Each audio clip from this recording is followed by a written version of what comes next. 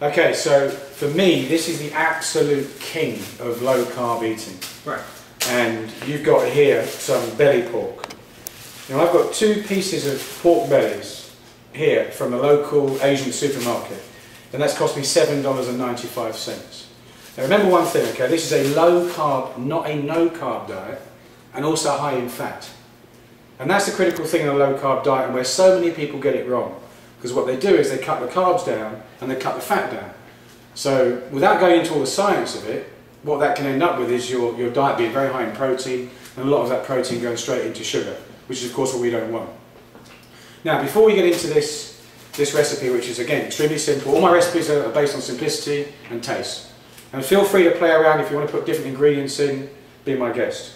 Now, when you're doing a low carb diet, it's critical, if you start from, let's say, day 1, and you're coming from what we call the natural or the Western high carbohydrate sugar diet, you can't immediately stop and then eat just pure fat and carbohydrate and meat, because you're going to get dizzy, you're going to get all these things that people complain about when they go on diets such as the Atkins diet. And the problem with that is you're almost sending your body into shock. Now, our bodies are primed to use fat for energy. But over the years, centuries, whatever, we've become adapted to sugar.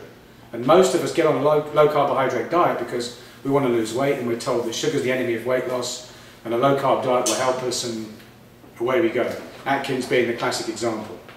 Now the Atkins induction phase can take you down to as low as 20 grams of carbohydrates a day, which if you're going from like 300 is suicide. So do it gradually. For me, this process took about 6 months. And I'm talking about aging down the sugar very, very, very gradually. Not this cold turkey stuff, okay?